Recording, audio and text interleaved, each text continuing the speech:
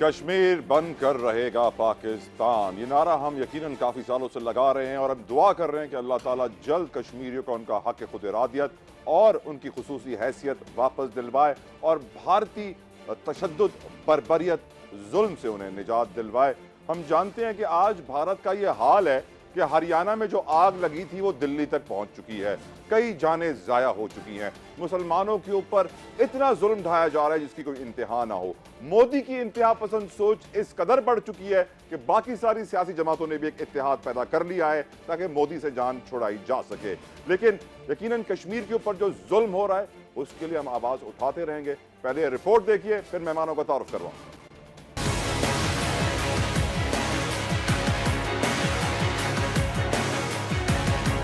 5 اگست 2019 دنیا کی تاریخ کا وہ سیاہ دن تھا جب بھارت کی مودی سرکار نے عالمی قوانین کو پیروں تلے روند کر مقبوضہ جموں و کشمیر کی خصوصی حیثیت ختم کر کے ظلم و جبر کی تمام حدیں پار کر دی۔ مقبوضہ آبادی کو 2 یونین ٹیریٹریز میں بدلنے کے اس اقدام نے ریاست جموں و کشمیر کو عملی طور پر 2 ٹکڑوں میں تقسیم کر دیا۔ ایک طرف 3.5 لاکھ اضافی فورسز کی تعیناتی کی گئی اور دوسری جانب نہتے ہزاروں کشمیری نوجوانوں پر مظالم کے پہاڑ توڑتے ہوئے شہید اور گرفتار کر لیا گیا۔ انتہا پسند بھارتی سرکار آج تک مقبوضہ کشمیر پر اپنی گرفت مضبوط کرنے کے لیے قابض سرکار سیاسی انجینئرنگ، نئی غیر قانونی آبادیوں کا قیام، سماجی، اقتصادی اور معاشی قتل، ثقافت کو مسخ کرنے کی کوشش، میڈیا پر پابندی، قانون کا احترام نہ کرنے سمیت کئی گھناؤنے اقدامات میں مصروف ہے۔ 7 نئی سیاسی جماعتیں بنائیں اور پھر ہندوؤں کی سیٹیں بڑھانے اور مسلم ووٹ بینک کو تقسیم کرنے کے لیے نئی حد بندی قائم کر دی۔ کشمیر میں 85 تاریخی مقامات کے نام تبدیل کر دیے گئے۔ انسانیت کی تذلیل کرتے ہوئے سرچ آپریشن کے نام پر غیر قانونی چھاپے، خواتین سے زیادتیاں اور جعلی پولیس مقابلے میں شہید نوجوانوں کی میتیں لواحقین کے حوالے نہ کرنا اور نہ ہی نماز جنازے کی اجازت دینا مقبوضہ کشمیر میں روز کا معمول بن چکا ہے۔ صرف مقبوضہ کشمیر ہی نہیں، بھارت میں بھی انتہا پسند بی جے پی اور RSS کی جانب سے مسلمانوں پر زمین تنگ کر دی گئی ہے۔ ڈسکشن کریں گے، ہمارے ساتھ ایک بہترین پینل موجود ہے۔ تعارف کروانا چاہوں گا، پاکستان کے ڈیپٹی اٹارنی جنرل رہ چکے ہیں آپ، Raja Khalid Mahmood, advocate and supreme court کے۔ بہت بہت شکریہ راجہ صاحب، آپ نے اپنا قیمتی وقت ہمیں دیا۔ اور ہمارے ساتھ موجود ہے ڈاکٹر عرفان اشرف صاحب، آپ کشمیری بھی ہیں، سینئر صحافی بھی ہیں، تجزیہ کار بھی ہیں۔ ڈاکٹر صاحب بہت بہت شکریہ، آپ نے بھی اپنا قیمتی وقت دیا۔ پہلا سوال راجہ خالد محمود صاحب آپ سے پوچھنا چاہوں گا، ہمیں کیا کرنا ہوگا بھارتی ظلم کے خلاف، کیا کرنا باقی ہے حضور؟ دیکھیے، ایک تو آواز میری آ رہی ہے شاید جی آپ کو؟ آپ اس وقت لائیو ہیں، بتائیے سر۔ پہلی بات تو یہ ہے کہ کشمیر از دی کور ایشو ان دی ورلڈ۔ مسئلہ فلسطین کو آپ دیکھ لیں،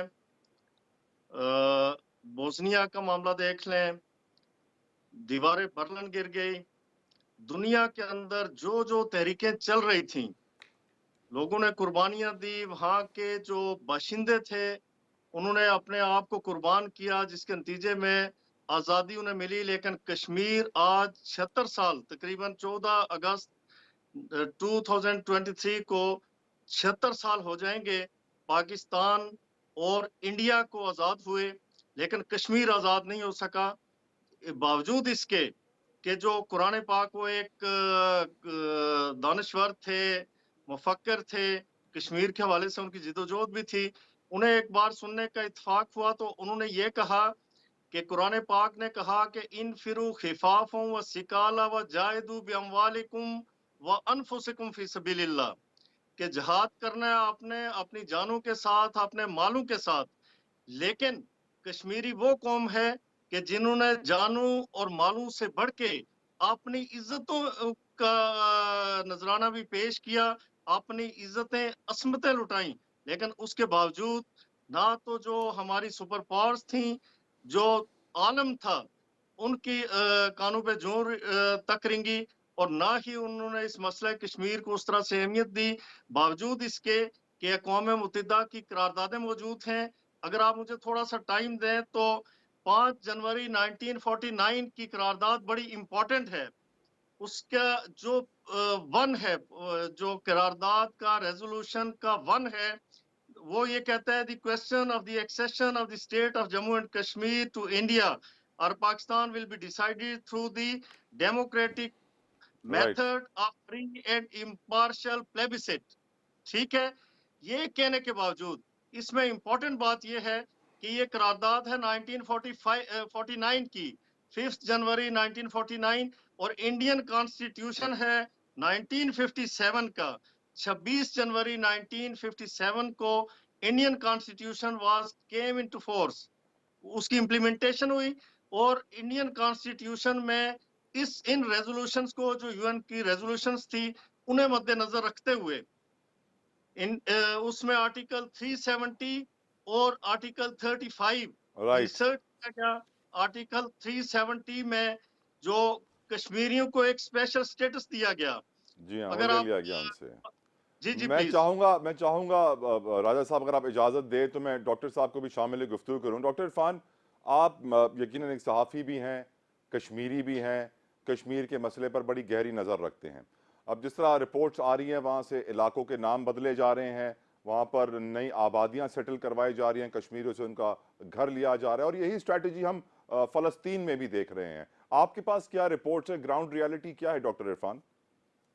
देखिए जी, बहुत शुक्रिया, आपने मुझे इस इंतहाई इम्पोर्टेंट प्रोग्राम में लिया। मकबूजा जम्मू कश्मीर का ज़ाहिर 47 के बाद ही जब वहाँ की अक्सरियत जो कश्मीरी थे, 77% मुस्लिम मेजॉरिटी स्टेट थी, और वो ये चाहते थे कि वो रियासत पाकिस्तान का हिस्सा बने, लेकिन इंडिया ने उस वक्त भी 27 अक्टूबर 1947 को जबरी तौर पे अपनी फौजें श्रीनगर उतारी और कब्जा किया, और फिर उसके बाद वो मुख्तलिफ बहाने और हीलों बहानों से उस कब्जे को दवाम बख्शता रहा।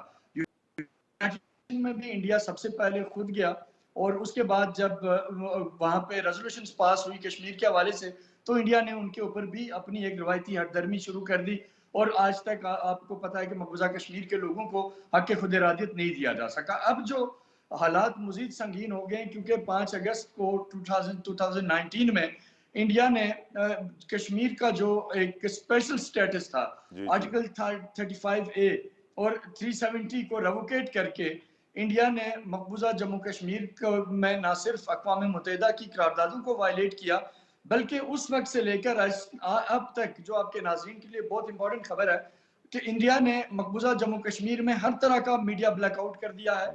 वहाँ के प्रेस क्लब को इस वक्त अमलन एक मिलिट्री छावनी में तब्दील कर दिया गया है। इंटरनेट बंद करना, ब्लैक लॉज, अफस्पा, टाडा, पोटा जैसे कवानीन इम्पोज कर दिए गए हैं।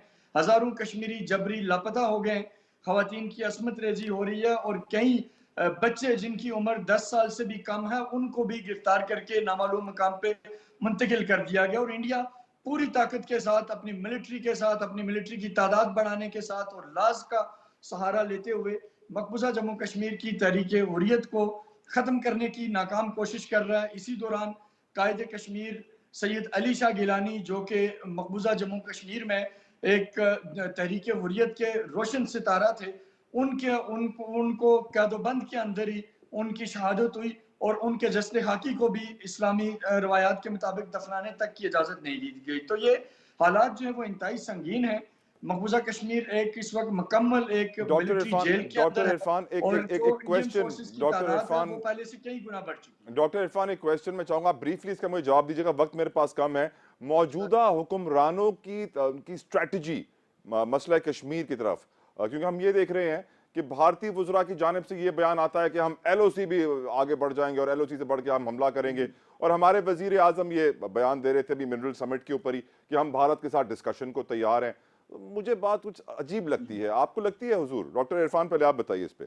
जी देखिए, कल मैं यही था इस्लामाबाद में, ये जो मिनरल समिट हुआ, मैं वहाँ मौजूद था, और शहबाज शरीफ साहब ने वहाँ जो गुफ्तगू की, उसमें बेसिकली शहबाज शरीफ साहब की गुफ्तगू के दो हिस्से थे। एक तो आपने जिक्र किया, उन्होंने कहा हम इंडिया से बातचीत के लिए तैयार हैं, लेकिन इससे पहले वहाँ प्राइम मिनिस्टर ने यह भी कहा था कि हम ये चाहते हैं कि इंडिया जो है वो अपनी जो हटदर्मी है उससे निकल के, यानी उन्होंने एग्जैक्ट लफ्ज हटदर्मी इस्तेमाल नहीं किया था, बट जो उनके अल्फाज थे, उनका लुबेलवाब ये था कि हम तो पॉजिटिव हैं, हम तो आगे बढ़ना चाहते हैं, हम डिस्प्यूट हल करना चाहते हैं, और प्रोग्रेस और प्रॉस्पेरिटी के अंदर भी चाहते हैं कि पड़ोसी मिलके चलें, लेकिन वहां से भी ये विल होनी चाहिए।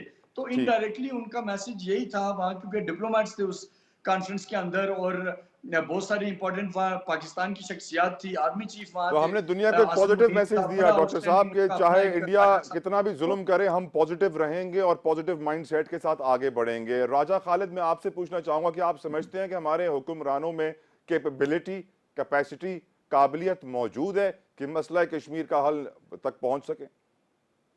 देखें, सलाहियत मौजूद है, कैपेबिलिटी मौजूद है, लेकिन शायद कश्मीरियों का शिकवा अपनी जगह बजा है कि जिस तरह से पाकिस्तान को कश्मीरियों के वकील का हक अदा करना चाहिए था, गवर्नमेंट ऑफ पाकिस्तान को, not I am not talking about the people of Pakistan, जो अवाम है पाकिस्तान के, वो दिलो जान से हमेशा कश्मीरियों के साथ रहे, उन्होंने हर मौके पे कश्मीरियों की मदद की, लेकिन पाकिस्तान शायद उस तरह से कामयाब वकील का किरदार आज तक नहीं अदा कर सका।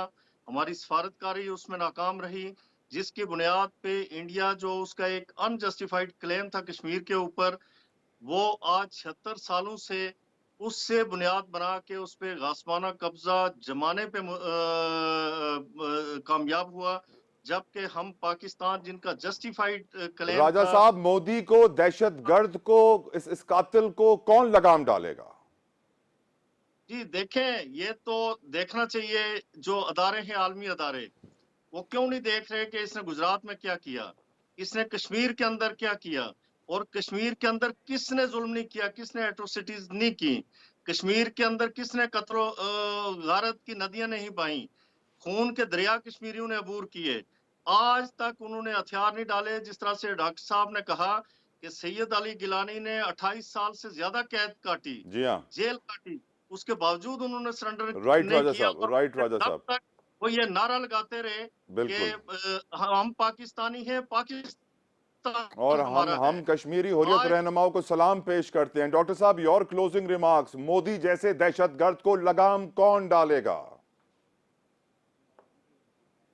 एक बात आपसे कहूं कि जो इस वक्त कश्मीरियों की तहरीक आज़ादी है, जो कि खून से सींची गई है, उसका एक एक सफ़ा शहीदों के मुकद्दस लहू से लिखा गया है, और नरेंद्र मोदी इस वक्त पूरी दुनिया में एक्सपोज हो चुका हुआ है।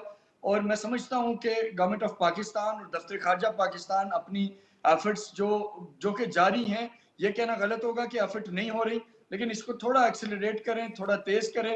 कश्मीरी डायस्पोरा पूरी दुनिया में मौजूद है, वो ऑलरेडी इंडिया के तमाम मिशंस के बाहर, इंडिया के हर जगह जो मकबूजा जम्मू कश्मीर में कश्मीरियों को आज़ादी जिस तरह सल्ब करने के लिए जुल्म हो रहा है, वो उसके खिलाफ निकले हुए हैं। हुकूमत पाकिस्तान पैटर्नेज करे, सरप्रस्ती करे, और इंशाअल्लाह ताला वो दिन दूर नहीं होगा जब शहीदों के लहू से लिखी गई ये जो तहरीक आज़ादी है, ये मंजिल मकसूद तक पहुंचेगी। और जो सैयद अली शाह गिलानी का नारा था, हम पाकिस्तानी हैं, पाकिस्तान हमारा, वो अमली तस्वीर बन के सामने आएगा। बहुत बहुत शुक्रिया डॉक्टर इरफान अशरफ, राजा खालिद महमूद साहब, आप दोनों मेहमानों ने अपना कीमती वक्त मुझे दिया। प्रोग्राम के आखिर में मैं अल्लाह सुब्हानहू व तआला से दुआ करूँगा कि या रब जल्द अज जल्द हमारे कश्मीरी भाइयों को उनका हक दिलवा दीजिए, क्योंकि यकीनन अल्लाह के घर में देर है, अंधेर नहीं है, और हम इस जुल्म के खिलाफ भारतीय दहशतगर्द वजीर आज़म, गुजरात का कातिल, इंसानियत का कातिल मोदी के खिलाफ आवाज़ उठाते रहेंगे। तला को इजाज़त दीजिए, अंटिल नेक्स्ट टाइम।